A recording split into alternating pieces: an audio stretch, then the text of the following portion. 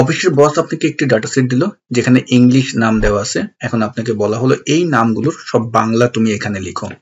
তা যদি এখানে আপনার 100 নাম বা 100 প্লাস নাম থাকে, ম্যানুয়াল ভাবে লিখতে গেলে কিন্তু আপনি শেষ। তো এটা আমরা কয়েক সেকেন্ডের ভিতরে করে ফেলবো। কিভাবে করব? নামের প্রথম সেলটা সিলেক্ট করে কন্ট্রোল শিফট ডাউন বাটনে চাপ দিয়ে ফুল নামগুলো সিলেক্ট করে নিলাম এবং তারপর আমরা চলে যাব রিবন বার থেকে রিভিউ মেনুতে এবং রিভিউ মেনু থেকে এই যে ট্রান্সলেট যে টুলটি আছে এটার উপর ক্লিক করবেন। ডান পাশে আসবেন। ডান পাশে আসলে কিন্তু আমরা দেখতে পারবো এখানে অটো যেটা ইংলিশ ধরে নিয়েছে এবং আমরা যদি এখন নিচে আসি, নিচে আসলে এটাকে কিন্তু বাংলা করে দিবেন, এই যে টু। তারপরে এই যে আইকনটি আছে এই আইকনটিতে ক্লিক করে এই বাংলা নামটিকে আমরা উপরে পাঠিয়ে দিলাম, ইংলিশটাকে নিচে নিয়ে আসলাম। এবার হলো কি, এই যে বাংলা নামটা উপরে চলে আসলো এটাকে জাস্ট কন্ট্রোল এ দিয়ে সিলেক্ট করবেন এবং কন্ট্রোল সি দিয়ে কপি করবেন এবং বাংলার এখানে এসে কন্ট্রোল ভি দিয়ে দেবেন।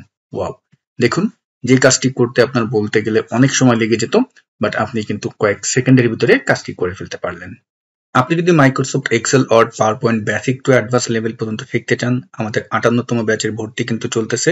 আপনি আমাদের কোর্সে ভর্তি হতে চাইলে স্ক্রিনে দেখানো যে মোবাইল নাম্বারটি আছে এখানে ফোন করতে পারেন অথবা আমাদের ওয়েবসাইট ভিজিট করলেও সকল তথ্য পেয়ে যাবেন।